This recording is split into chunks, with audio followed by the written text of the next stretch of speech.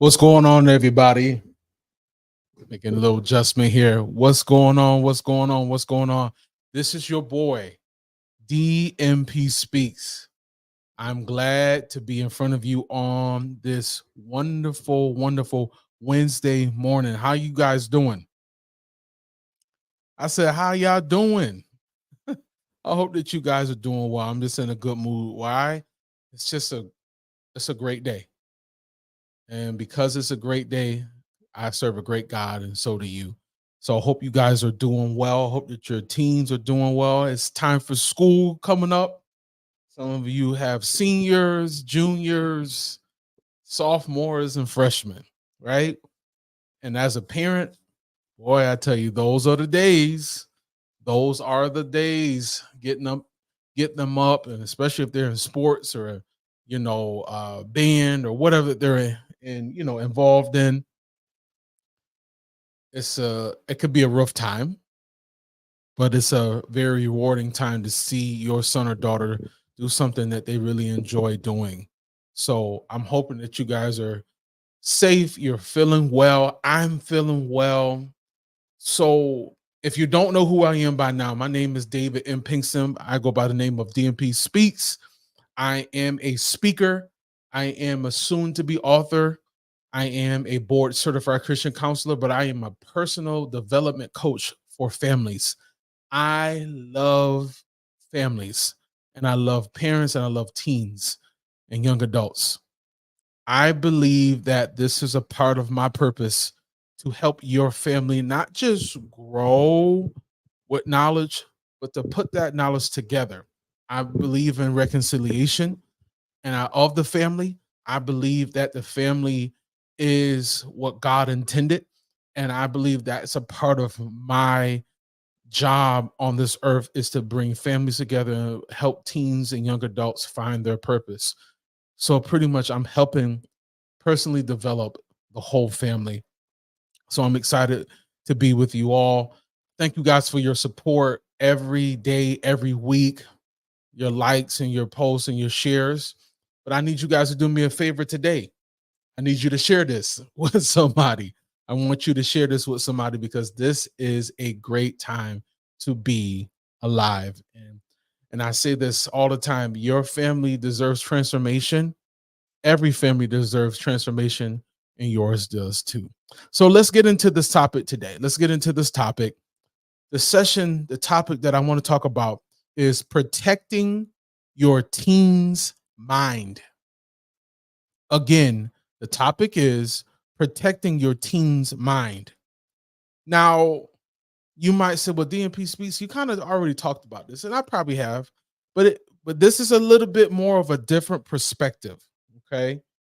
This is a little different because what I want to talk about and what I want to say is your teen's mind ah, can be a dangerous place.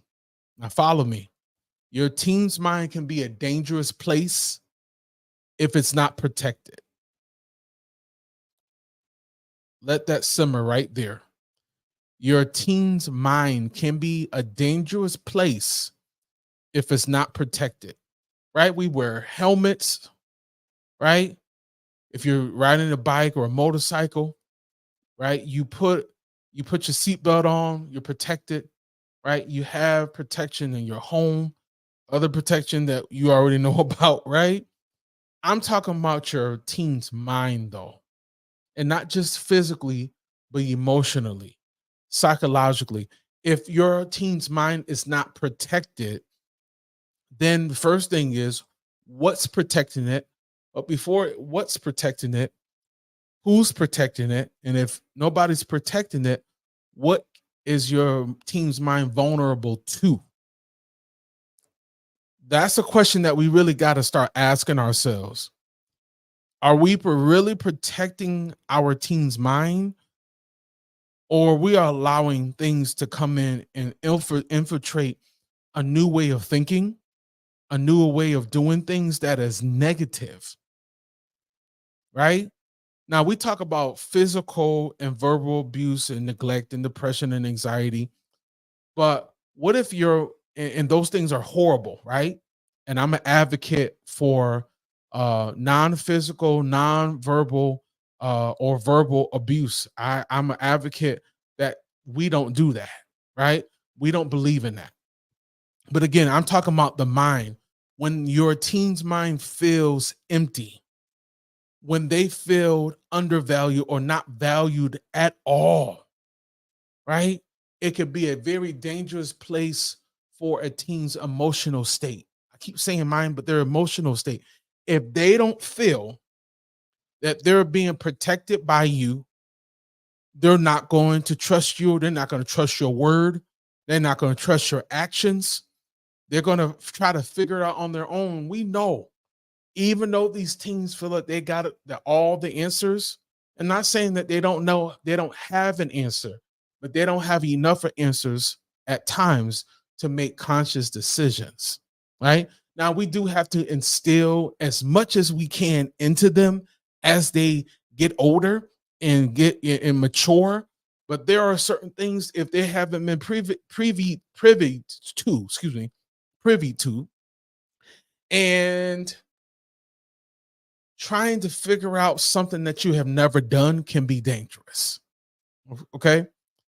Now, when you add emotional pain and instability, and there's a lot of homes these days in America and across the board that have some instability in the home.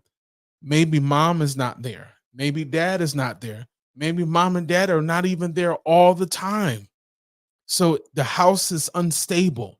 There's arguing, there's cussing going on, there's bickering and fighting, right? There's manipulation going on, there's narcissistic ways of you got to do this, and gaslighting. I could go on and on and on. That's a very unstable environment for any child, right? And it makes them feel, if they're undervalued, might feel that they're not, that they don't matter. Trying to put it a different way, that they don't matter. Of course, we know that our children matter, right? About, how they think and how they are, how they portray themselves. But one of the things that my particular program, so I have a 12-week program that I work with families and bring them together. I work on the communication. I work on, them understanding each other and then reconciling differences so that the relationship can grow stronger. And it's called the Family Transformation Programs. 12 sessions. I won't even say 12 weeks, because sometimes those sessions can have a part A or even a part B, but 12 sessions to work out certain things. But one thing that I make very clear, and we're still talking about protecting your child's mind, I make or encourage, but as a coach, I push my families to recite an affirmation that they come up together with for 21 days, every single day for 21 days, because we know when 21 to 30 days happen and you're doing something every day, it becomes a habit. And why am I making this a part of the program that I have? Because if you say it enough, you'll start to believe it. If you say, because and that can go in a negative direction. If you keep saying something over and over, you keep doing something over and over, and it becomes a habit. There's bad habits, but there are also good habits. And I believe affirmations are one of those keys that helps young teens, young minds, your 16, 17, 18, 19, 20, even your 21, 22-year-old, get out of that stinking thinking. What is stinking thinking? Believing that they're lower than who they are. Like, you'll tell them that they're valuable, but internally they don't feel like they're valuable. Because I'm going to be honest with you, if I could be transparent, I felt like that as a teenager at times. Loving parents. My mother's still with us. My father's going on to be with God. Loving parents. But there are times that I didn't feel valued, not by them, but by society, by people in school, by people in church. I didn't feel valued. So a lot of kids might not feel valued, even though you're telling them, but you got to continue to tell them. You got to make it the affirmation has to be a habit, because we have to let them know that they are special. They are unique, right? The mind is a terrible thing to waste. I'll say it again, the mind is a terrible thing to waste. And sometimes we can allow things in our teen and young adults' minds, and it's wasting their energy, it's wasting time because they don't feel comfortable talking about it. Because there's a lot of kids that are suffering by themselves. They're suffering in their own silence. They're suffering through a text message. They're suffering through a song. They keep playing it over and over, and their emotions get attached to that song. They get attached to what their boyfriend said, or their girlfriend said, or their friend said, or somebody that they admire at school. And they're trying to live up to this because they want to be popular. So they're doing things that's not really them. And you wonder why is Jaquan acting like this? Why is Sarah acting like this now? Right? Why is David acting like this? That's not him. Why is he dressing like this? Yeah, we'll say he expressing himself. Yeah, that, to a point, that's true. But where did it come from? Because they had to see, or they had to believe how they were before wasn't good enough. I used to sag my pants, believe it or not. Yes, DMP speaks. I used to sag my pants because and show my underwear, show my drawers. You want to know why? Because I wanted to fit in. Because I'm still I'm grown now, but I was a church boy. That's all I was. I know Hezekiah Walker, Fred, got to meet him one day. That was so cool. John P. Key, I mean James Hall, because I'm from New York. I mean, on and on and on and on. Right? I am a gospel dude. That's just who I am. I'm a church boy, church man. That's churchman, as they say. That's all I knew. But I wanted to fit in, so I sagged my pants. I talked a certain way. Somebody had to tell me. One of my friends or associates at the time, I thought he was a friend, but I just felt me and him was just cool. He said, "Man, don't you know we respect you just the way you are, man? That's not even you. You're not even sagging your pants right." I had a bandana and everything. And he was like, "Man, that's not you." Some of us would trade lives with you right now. At least you got two parents at home that love you. It seems like you got a big sister. God bless the dead. That love you. Why are you trying to be like us? Just be yourself. And from that time on, I've had my ups and downs, even as being a grown adult. But I started to love, and I'm saying this as a man, I love the skin that I was in because I thought I had to look a certain way. I had to be a certain way to be noticed or acknowledged or valued.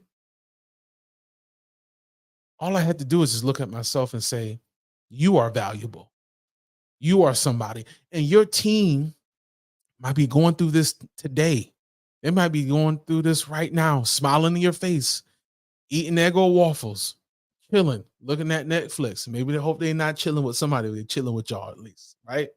I'm just joking, but to be serious, we got to protect our teen and young adults' mind because they're already dealing with so much grades, school schedule, living up to unfair expectations. And we know, let's be honest, including myself, I've had so many expectations for my son, but and it's nothing wrong with that because I still going to have high expectations for him. But one thing I had to learn um as a parent, that even though you have expectations for your son to do or your daughter to do a certain thing, that thing that you want them to do may not be the thing they want to do. So you have to find out what they want to do so that you could be interested in what they want to do, so that you can put time and effort and support in what they want to do. Even if you don't agree for the thing that they want to do, it's not your thing. Does that make sense? So what am I saying? You got to support them where they are. The battle gets harder because of what they feel about themselves.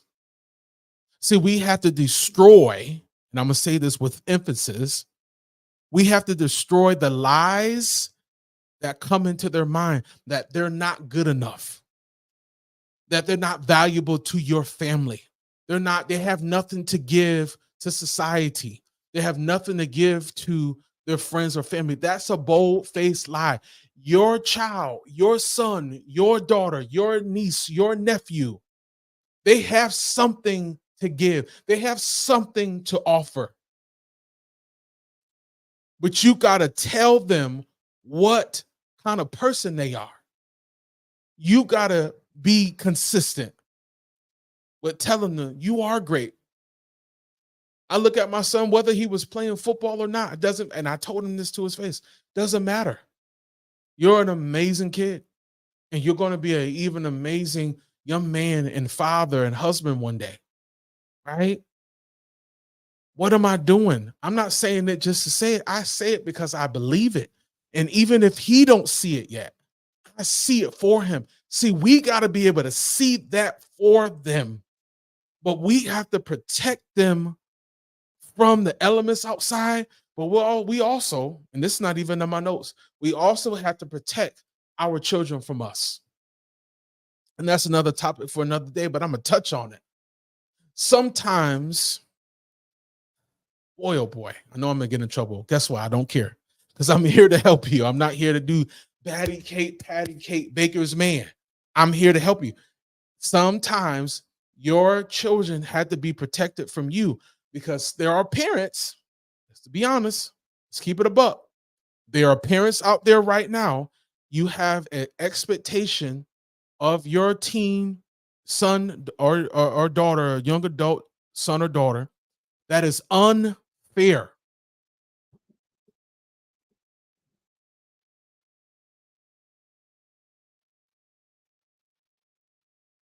I'll say it again. I'll put the mic right back in my face. There are some expectations that you have for your teen or young adult that is unfair. Ask me how I know. I was the same way. I was the same way. Unrealistic expectations. What did I do? I started to wise up and say, you know what? This is unfair to him.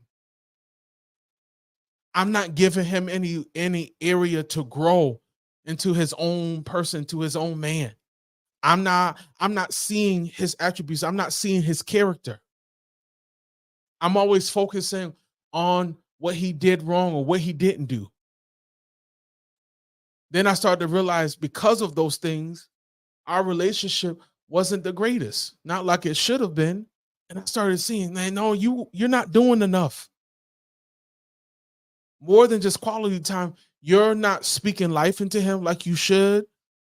And you're so focused on what he did wrong. Why don't you tell him what he's doing right?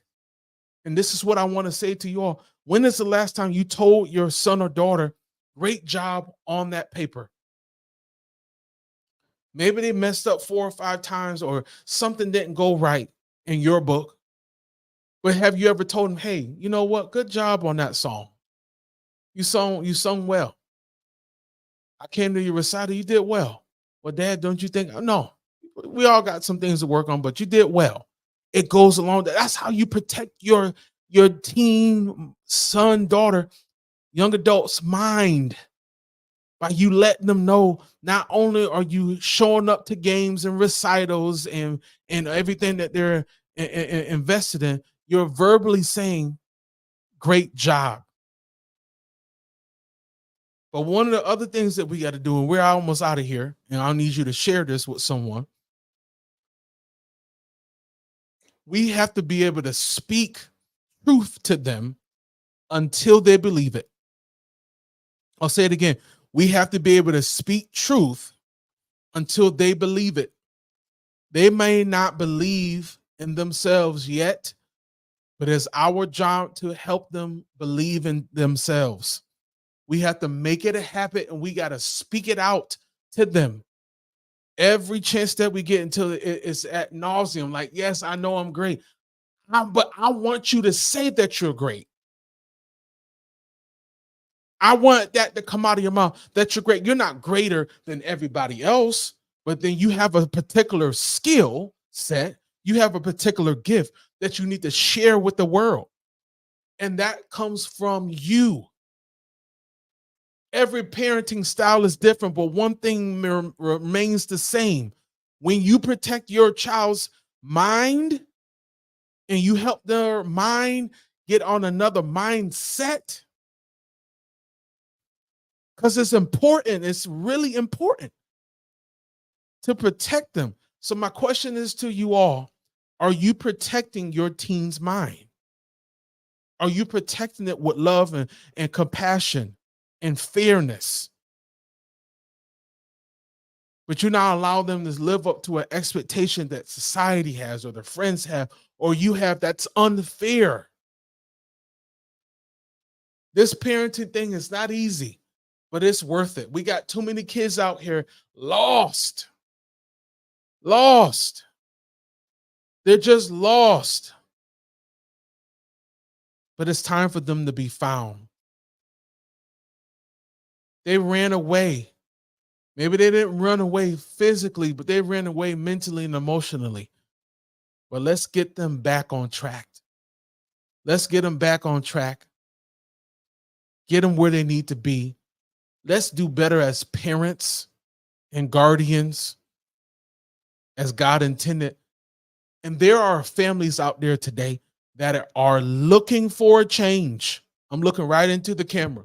There are some families that are looking for a change, but they don't know how to bring change to their family.